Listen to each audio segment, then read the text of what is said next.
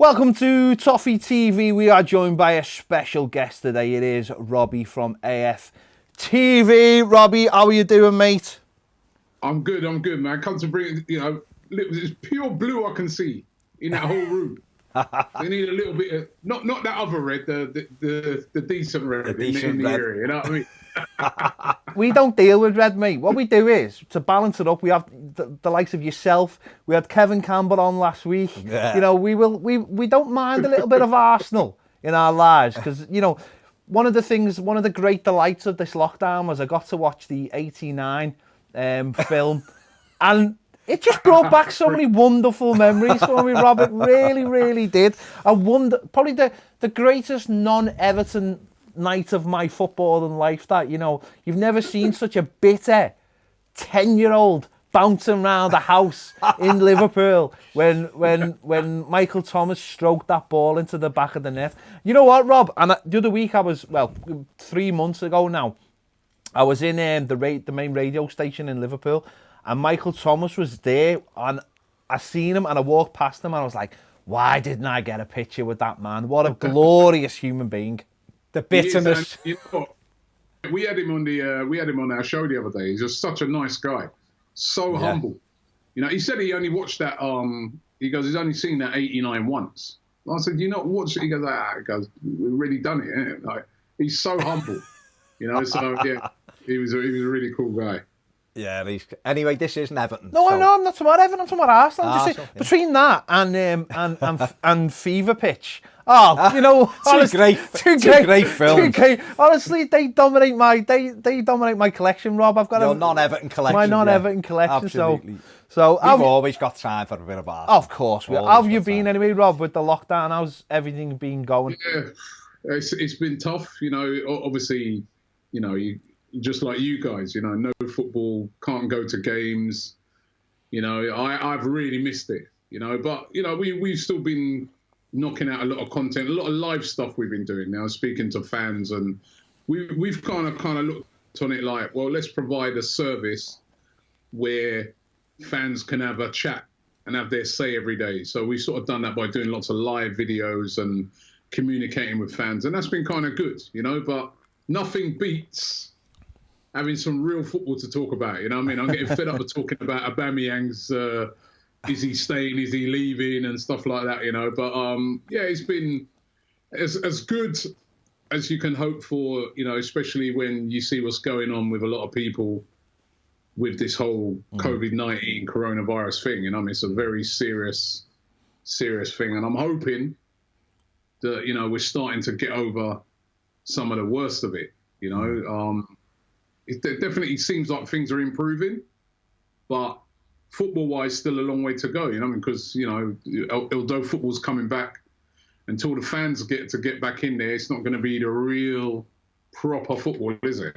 No, I mean, Rob, what's your thoughts on it coming back, Rob? Because there's been a lot of mixed reaction to it coming back. Some people really against the fact it's coming back due to COVID. We're still in the middle of that pandemic at the moment. Some are against it coming back until the fans can get back in the stadium, but I personally don't think that that's realistic at the moment anyway. I don't think football clubs can afford not to go back before we can get back in. So, I mean, what's your take on it coming back, particularly next week?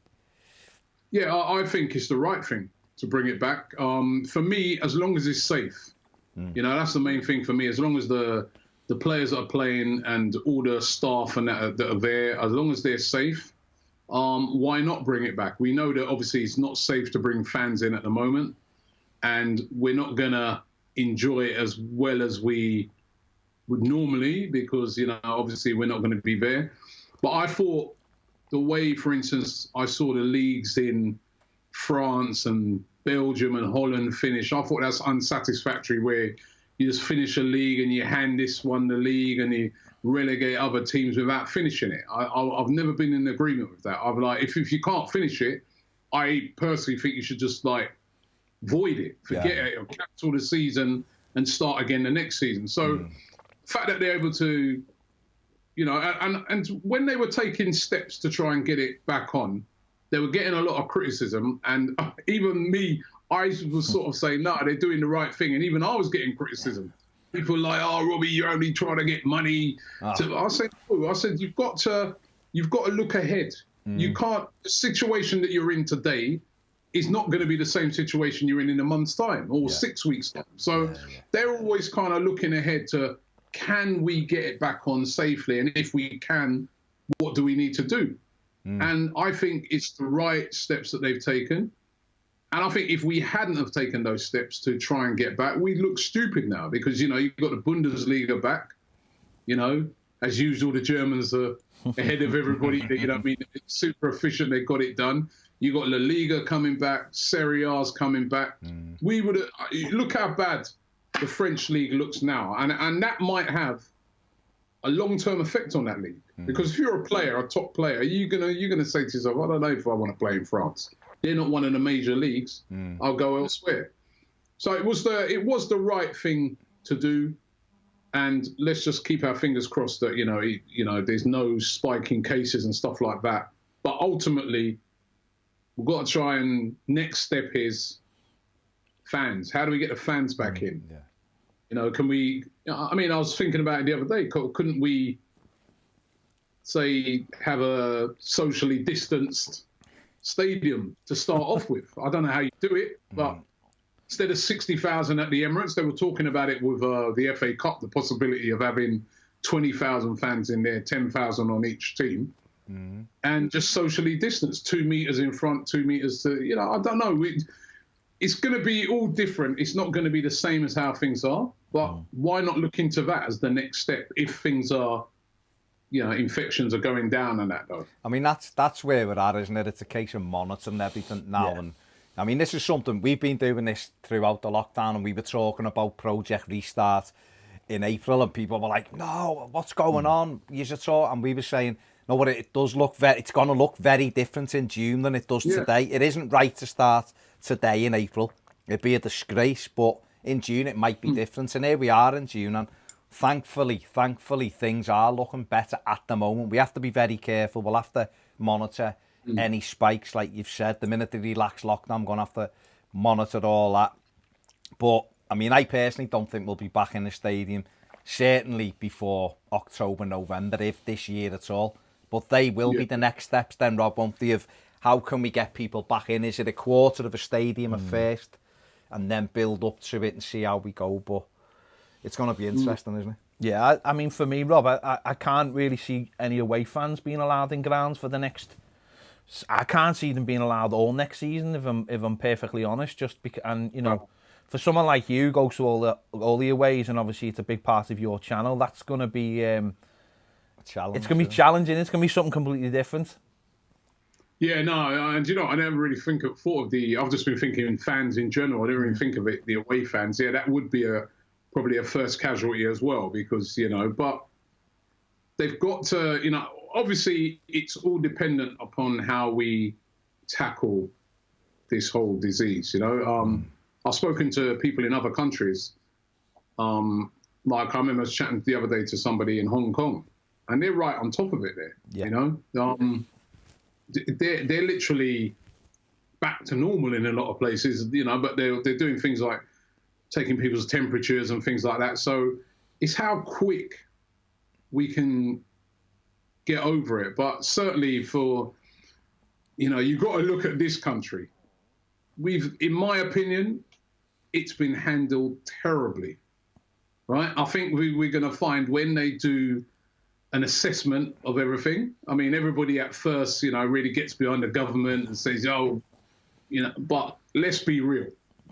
The amount of deaths that we've had in this country has been way, way too high. Especially when you look at, you know, the people that have died in care homes. I think those people are just left. Yeah. So, you know, we need to get on top of this here. We really, really need to get on top of this. And, you know, returning back to normality, you know, where I could come down to Goodison Park and shake your hand, you know, I mean, that seems like a weird thing now, you know? It does, doesn't it? Yeah, I'll tell you, I just want to get things back to normal, but we're going to have to be patient, aren't we? No, yeah, we did a show we did a show recently. We were talking about the Spanish league returning. We were saying it's mad the way, you know, they're coming back only a week before us, and they had such a strict lockdown in Spain, and that's allowed them, like you were just saying then about our response, that's allowed, having such a strict lockdown has allowed them to come back to normality quicker, and yet it feels like here that we're trying to be the same, but our lockdown was quite, I mean, let's be honest, our lockdown, I know as people in the country, we did what we were supposed to do, but it was nonsense, wasn't it, really? We could have done anything we really wanted to do. It was only because of our own like responsibility within ourselves and our communities that we decided, yeah, we're going to do this. But really, we could have just done what we wanted, couldn't we, really? You know, that's the stupid thing. That's the thing, though, about the people in this country have been brilliant, because they didn't have, it wasn't super duper strict, but they stuck to it. Apart from certain politicians and that, who, you know, they thought they could just drive wherever they want. Eye tests are important, Rob. Testing your eyes are important on those 2.5, 3 hour drives. You know, that's the longest eye test in the history of, you know, so the regular people stuck to it, but, you know, as I said, I don't think the politicians are going to come out of this very well at all. No. But let's see what happens. Rob, I just want to get a football. Rob, can I ask you about, you mentioned the Bundesliga, and I don't know whether you've watched any of the games. I've watched most of them, to be honest. What's your take on the noise in the stadium, the pipe crowd noise in last week? Now, I've got to say, and a lot of people agree with me, and there's some people that don't agree with me, but we can't go in the stadium. So from my perspective, my visual viewing of those games, I want it to look and sound as good as it can. I watched Borussia Mönchengladbach, and they had the cardboard cutouts, which when I heard about them, I thought, that is the worst idea I've ever heard. It's naff. But when I seen it, it actually looked like crowd. It was weird. And I was thinking, Highbury had that in '92. And so... Highbury, Arsenal were the forerunners of it, weren't they, with the mural? Yeah, we had the mural. Yeah, exactly. So that with the crowd noise, I mean, what have you made of it, Rob? Because I think when you're watching a game that you can hear the players shouting in a hollow stadium, it just screams pre-season friendly, not important. But when last week they piped a bit of crowd noise in and they covered the seat so it doesn't look empty, I think you almost can buy into the game a little bit more then. What's been your take on it? You know what, I agree with you. I've watched a lot of the Bundesliga's games, and I watched that game you was talking about. You won about the game last week with... It was Leverkusen and Bayern. Yeah. Obviously, at first, when I heard them saying they're going to pipe noise in, you just have that normal fan reaction. Oh, come on, man, it's ridiculous. Piping. When I started watching the game, I was like, hey, hold on, this is improving my experience of watching the game, because it kind of seemed like a game. Whereas before, you could hear the ball being kicked. Every time the ball's kicked, you can hear that. Every time... you know, you hear little claps, and you know, I liked it. Yeah. I was like, I definitely think they should do that. Now, I think they're saying on TV they're going to give you the option to have a noise or something, or I don't know exactly how they're going to do it, but for me, it definitely enhanced the experience rather than just watch it. You're right. When you watch the first couple of weeks of the Bundesliga, it was just like a pre-season, you know. But definitely when I watched that game last week, I enjoyed it more because it felt like there was a bit of an atmosphere, even though obviously there's no fans in it. It felt like, you know. So, and then, putting those cardboard cutouts, you know, especially when I heard that afterwards, you know, I mean, they gave all the money to charity and stuff like that for the people. I thought that's these Germans, man, I tell you, they always seem to be ahead of the curve. You know what I mean? They come up with stuff and you think is stupid, but they're all, you know, and you know, they're all about fans and atmosphere over there in Germany. You know what I mean? So I think what I saw last week, I would love, not just Arsenal, all the clubs to do that. I think it really does make it a better experience watching it at home on TV. Rob, just for the Peg comes in, the Arsenal, like for the Emirates, what would you like to see in the seats rather than it just be empty? Would you like, if they're not going to do the cardboard cutouts, would you rather they put flags and stuff or banners so it, because I just think if you can't see empty seats and then you've got that crowd noise, your mind can drift to pretending that there's fans off the shot, if you like. Yeah. And that, I think that improves the game as well. Yeah. I don't necessarily think you need to have the faces. Like you said, we were the first ones we done the mural. Yeah. And it's funny, we was talking to Kevin Campbell about that the other day. Because he was saying that, you know, as we like even on this whole Black Lives Matter things and that when they first put that mural up at Arsenal, and he was training, and he looked at it and he turned around to Ian Wright and he goes, hold on a minute, there's not one black face on that mural. And he went and spoke to the chairman about it. And to be fair to David Dean, he literally got it changed straight away. He was horrified. He didn't, but they hadn't even realised, right? That's mad. So that was interesting. He was talking about it, but I think don't necessarily want to see like loads of faces on it, but a big couple of banners. Yeah. I saw that in a couple of the German stadiums as well. I think was it Wolfsburg or one of them? They had a banner and so it works. It's better than like you said. It's better than seeing empty rows and rows and rows of empty seats. It's better than that. Yeah, definitely. You just mentioned obviously the big topic of the moment there, Rob, Black Lives Matters, and we spoke with Kevin Campbell about it last week. And you're seeing, you know, we've seen the scenes in America, we've seen the scenes in the UK, and what seems to be happening is a lot of organisations are doing some real radical changes as we speak. What would you like to see happen in this country? Because obviously you go up and down the country, you listen. We could never walk a mile in your shoes, and I think that's the first thing we've been saying to people is when people have been criticising the movements or whatever. What do you think could happen or should happen in this country to radically change? Football or in general? Well, both. I mean, but start with football. What do you think could happen with football in this country now that could make a massive change to the way black people are perceived in it, whether it be coaches, fans, or players? Yeah, well, I think what's different about what seems different anyway, because we've had little moments like this before. But this one seems a bit different because young people are really involved in it, and people of all colours.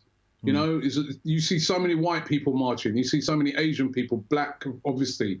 You know, so this, and especially young people. And when young people start getting involved, that's when you're like, right, we could see a change here because the young people are the future. So I've really been encouraged to see that.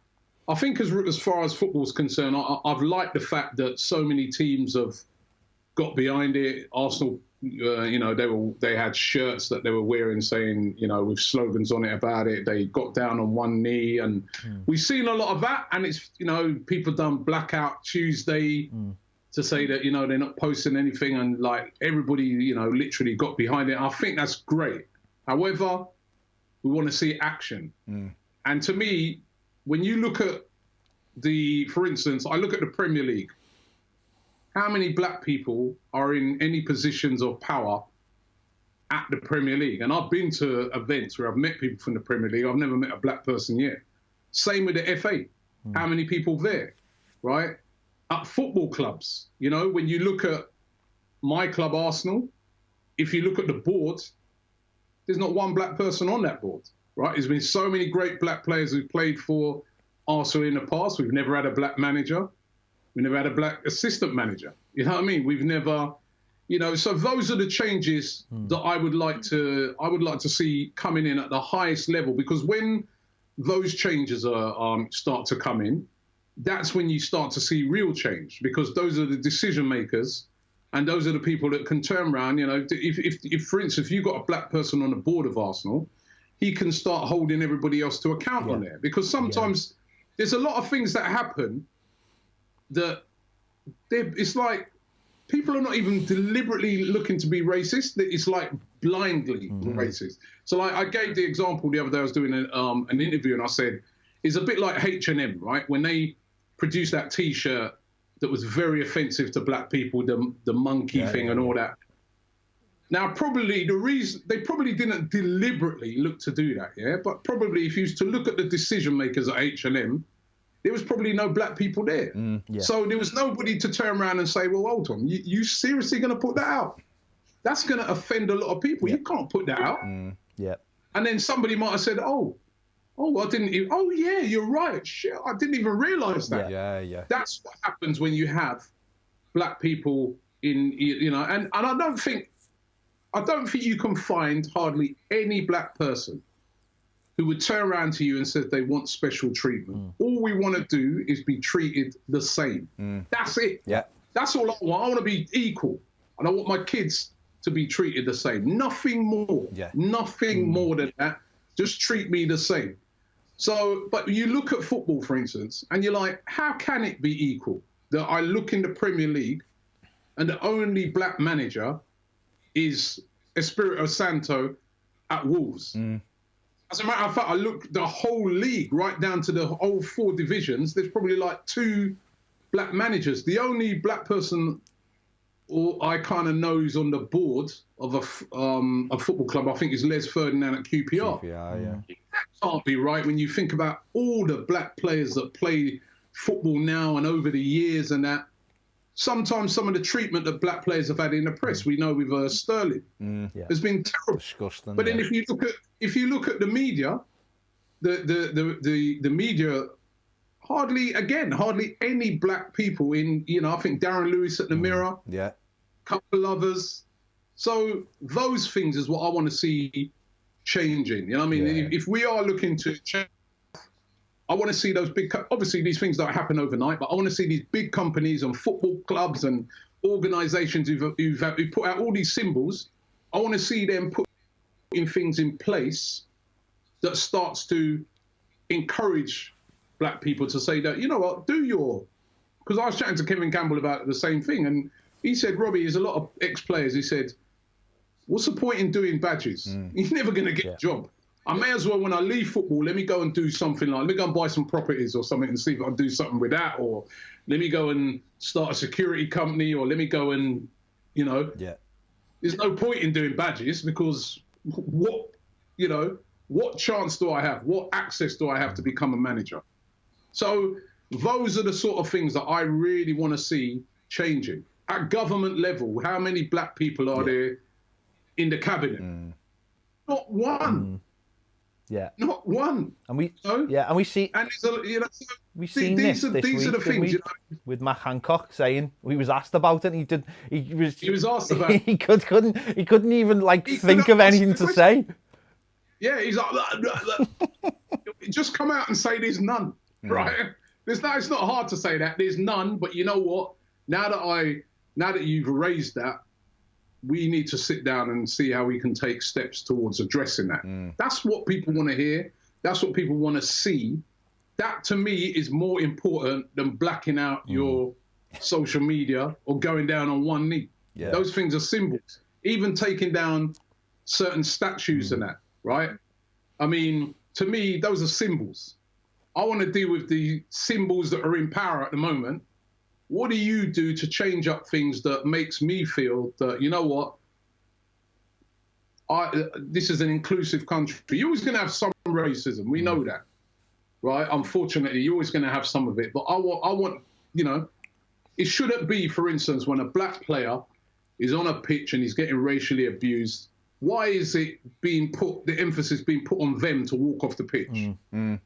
Shouldn't someone from the FA come onto the pitch and say, lads, off we come. We're not putting up with this shit. Off. Everybody off right now.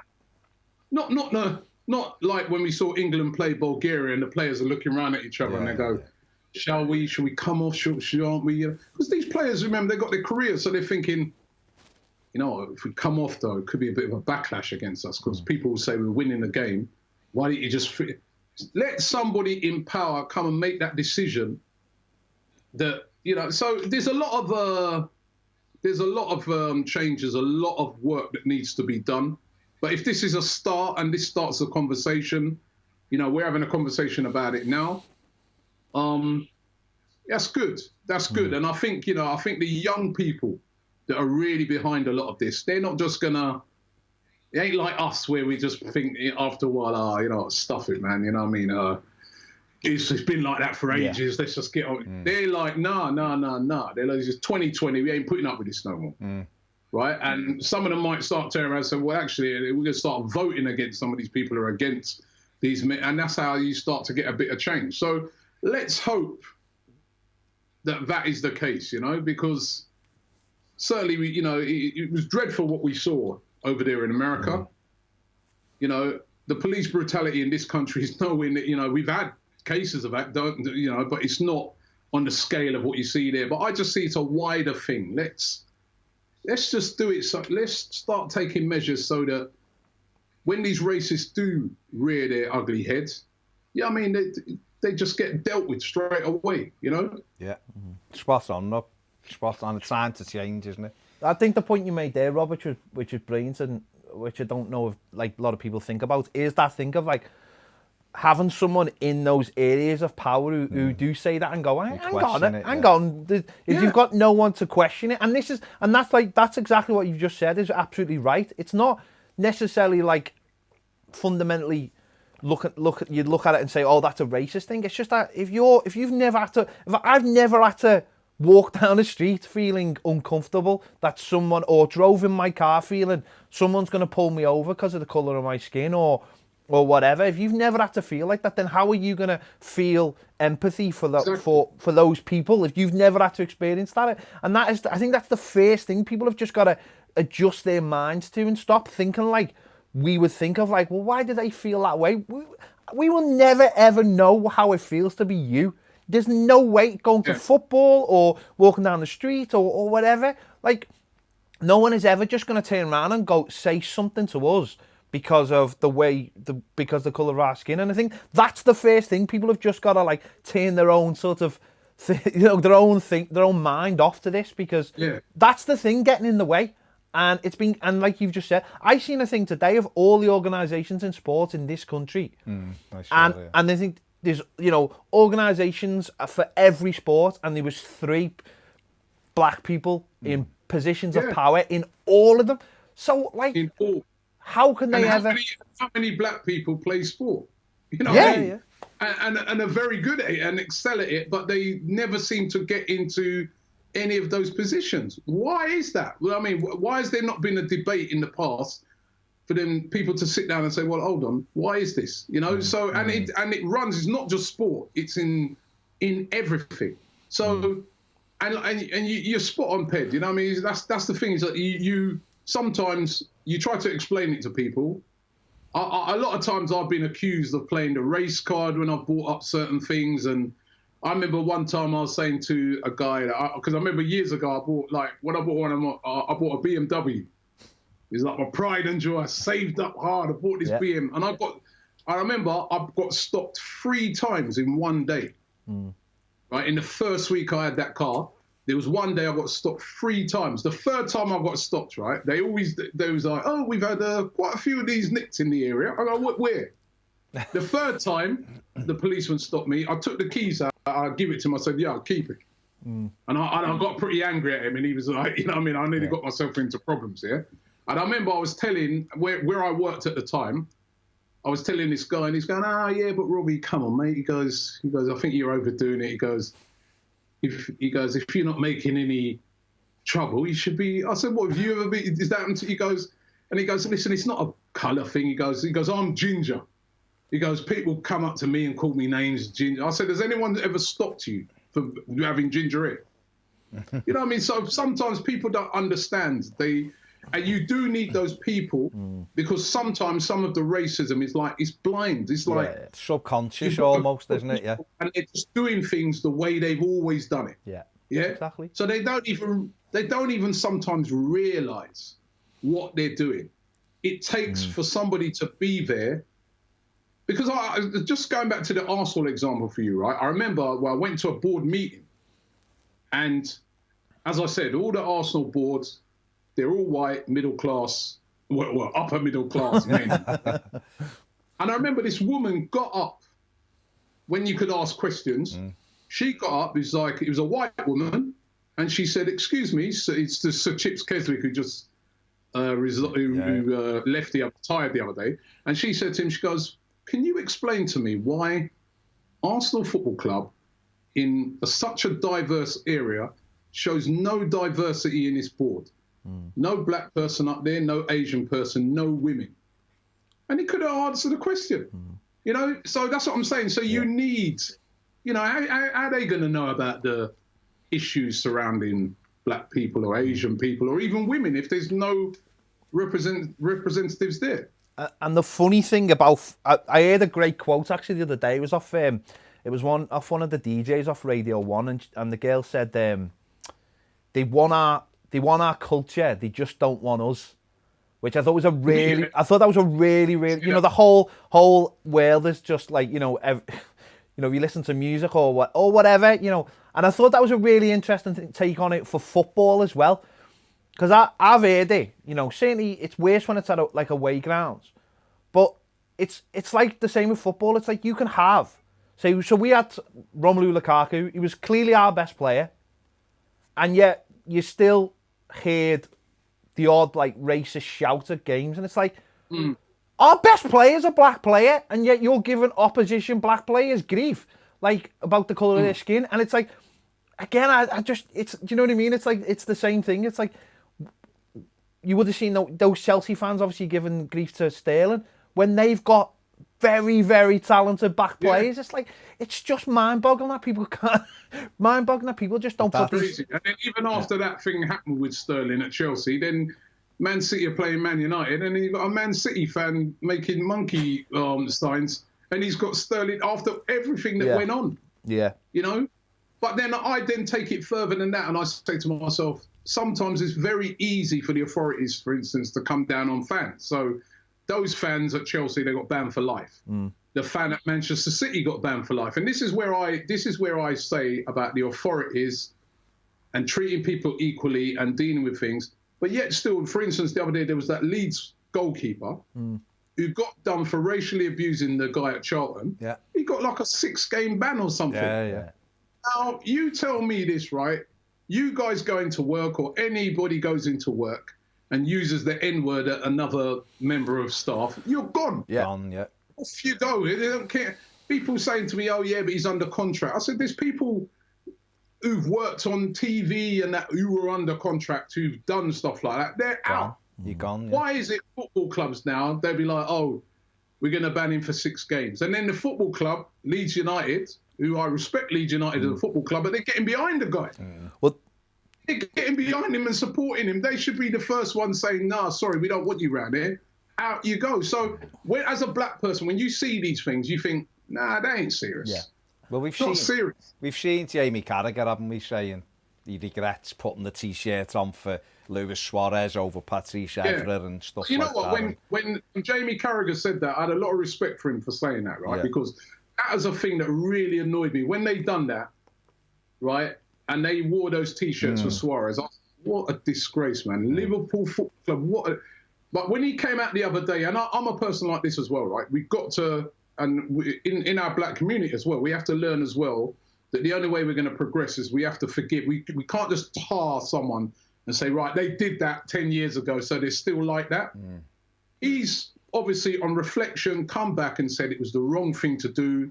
They felt ashamed and all that. And I accept that fully, because it was the wrong thing. We were all saying it at the time. Why you supporting this guy? You should be getting hold of him and saying, get out there, apologise, and say that, So, and again, I saw, I think, Nikita Paris. Yeah. The women, I don't know if you saw the statement she came out with yesterday. Yeah. Which, I thought that was brilliant. You know what I mean? She came out and she said she was sorry for that time when she was, backing the manager who got done for racism over her teammate. Yeah. So things like that, I mean, this is some of the good stuff that has come out of this whole Black Lives Matter thing, that when you see people are able to stand up like that and say, you know what, in the past, because listen, we've all done stuff in the past that we're ashamed of, yeah? In the past, I was wrong. In the past, cool. Let's move on now with the future.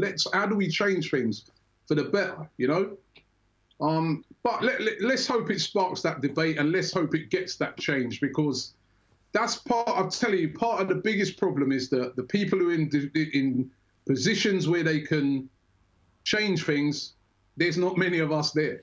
And there's not many of us there sometimes, not because we don't have the talent. It's just because there's like a glass ceiling there that stops us from getting there. And football is one of the best examples of it because, as I said, you just got to look at the managers. You look at somebody like a Sol Campbell, captain, and has been captain at Arsenal, been captain at Tottenham. He played for England. He was known on the pitch as a leader. His first job in management, the worst club in the Football League, which with the impossible job of keeping them up, which he did do that. Well done, Sol. As your next job, we're going to give you the worst club in the next division up. Yeah.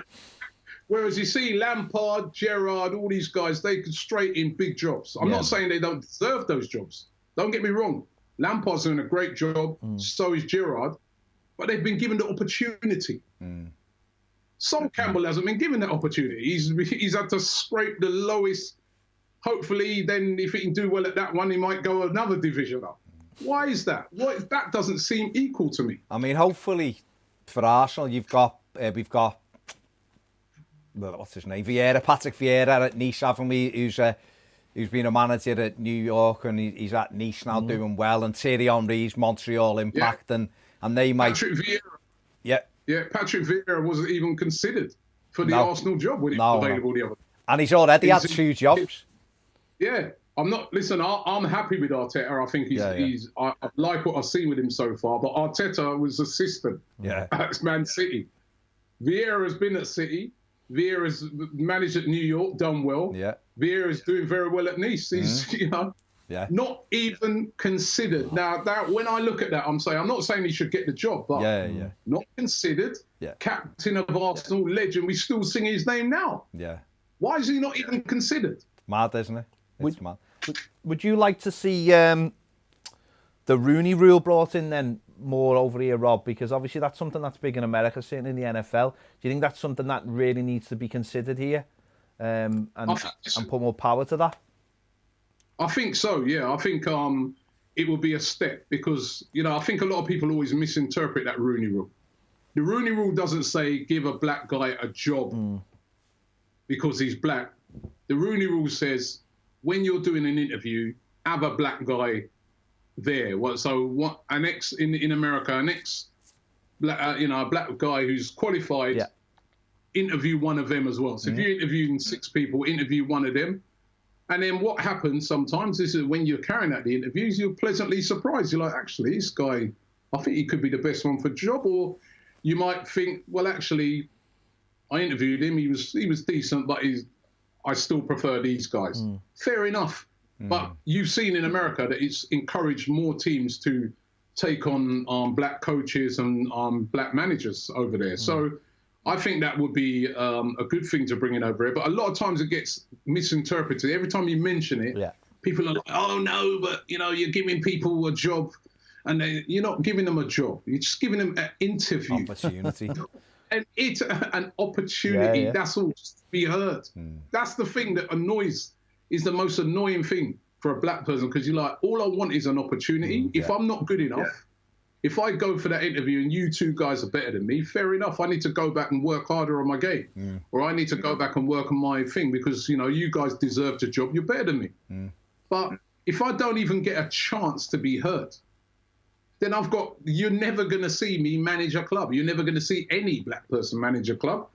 And that's more or less what we see now at the moment. The opportunities are not there. So I think it would be a good thing.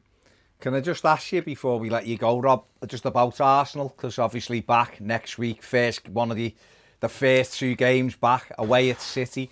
We said before, Rob, that easy. We said before that we do like Arsenal. Yeah. We've got a lot of time for Arsenal. Yeah. A lot of time. I know what you're saying. But I just hope next week that the Arsenal that play Brentford turn up at City just to stop any nonsense happening at Goodison a few days later from that other lot over there.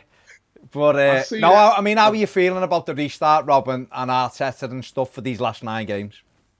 Yeah, well, Arteta as a former Everton player as well, he's got to do you guys a favour. I mean, because that must be a nightmare scenario for you guys, man, to be...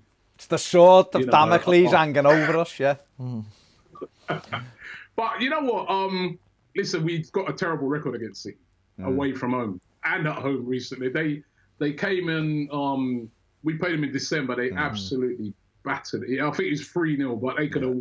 It's almost as if after half time they said, you know what? I feel a bit sorry for them, so we ease up. That's how easy they won that game.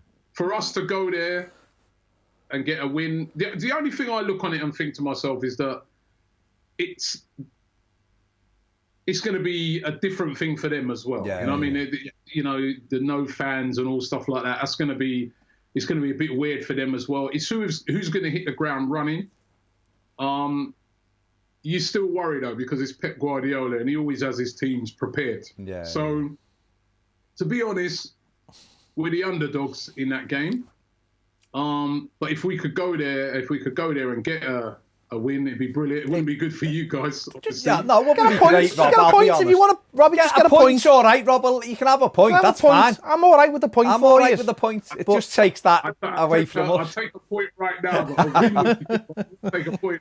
Even a point would be good for us because you know we got 10 games left. Yeah, we've got very much an outside chance of getting top 4, possibly 5. Because remember, City they could get a ban. Of course. So we got to put ourselves in that position that maybe a top 5, you know, and I think, you know what, the other thing is as well, when the season starts back, I mean, it's going to be quite exciting games because the games all mean something. I mean, even for you guys, I mean, if you beat Liverpool, right, I mean, because you still got a chance of top 4, top 5 as well, haven't you? And I got to say, I was very impressed with Everton when we played them. I think we were a bit fortunate to win that game. I looked at it and I was like, that's 2 even teams, you know, and I was like, Everton, we were discussing this the other day and we're like, you know what, next season, because you've got Everton, they're right on the up. You've got Newcastle now coming into loads of money.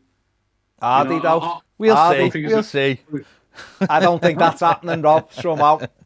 You know, I hope it's not happening because if those... If they take over, well, that's it. How can the Premier League pass something who have been ripping them off for pirating? They can't. But we'll see. But they will be. But I think the thing with Newcastle is there's another backer, isn't there? There's another buyer, the American fella. So they will be taking over. Listen, our owner's American and he's a billionaire. They're not on the same level of spending. Those guys come from Saudi Arabia. They're not coming over here to lose. They're coming here to win the league. They're worth about 280 billion. Yeah. And they'll spend, you know, our guy, he's got billions, but you don't want to, you know, we wanted the guy that's gone to you, Usmanov. You know what I mean? I would have preferred him to have taken over. Yeah. If he takes over Everton, I'll tell you what, he's got I think he's probably taken over Everton already, hasn't he? Right? He's got billions. But yeah, I mean, I'm excited for because I think every game when we go back, every game's going to mean something. So, you know, listen, I'll take a point right now at Man City. I'll take that right now. But a win would be great for us because, you know, that's like our game in hand. And that would put us like a point behind Tottenham. We'd be breathing down the neck of Man United. So, but to be honest, man, you know, you guys are probably safe, you know, because we've not done well there over the years. You can win the rest of your games. Yeah, you can have all the others. Have the others. Just that one. Just that one for us. Just that one. If we win that game, you've got to give us Andre Gomez. No, you're all right. No, I think we need them. You can have Theo back. You can have Theo, and we'll have a Bamiyang. No, it's all right. I've got to say that Gomez, yeah. I think he's one of the most underrated players in the Premier League. Every time I've seen that guy play, I'm like, that guy, he's like a big man playing amongst little kids. The way he's so strong, and I can't believe he broke his leg, man. No. He must be a bionic. We need someone with him, that's all. I think if we get someone to do the other job, it'll allow him to get on the ball a bit more, and then I think we'll see him improve. Robbie, he's a very good player. As ever, mate, it's been an absolute pleasure to have you on. We know your time is, your time is so expensive and it's so precious. Take time for you guys, man. Trust me, you know what I mean? I miss talking to you guys, man. No, it's been good. We haven't seen you for ages. The last time I seen you was when I did the fan cam after we beat you 1-0. That was the last time I seen you. I know. Hey mate, I had to. It's been a while. It's been a long while. I remember on that day I saw you before the game and you was nice and quiet, humble. Of course. He's nice and humble, and after the game he's like, I was like, Jesus Christ. I had me one chance and I took it. The difference a year makes, Rob. I had it. Rob, been fantastic. You know what? That's what I miss, man. I miss it. I miss it so badly. You know what I mean? Even when you go to away games and you meet opposition fans, and I miss it so badly, man. And please, listen. They'll be back soon, Rob. They'll be back before mate. you know it. Back with us, the fans there. You know what I mean? It will be, mate. It'll be back before we know it. There you go. Check out Robbie over on AFTV and all the other stuff he's got going. Brilliant to have him on. Make sure you give this video a like. Subscribe to the channel. And if you want to watch this live over on our patrons that are on YouTube, catch us over there as well. The link is in the description. As you said, big thanks to Robbie. And we will see you next time on the Footy Show Daily.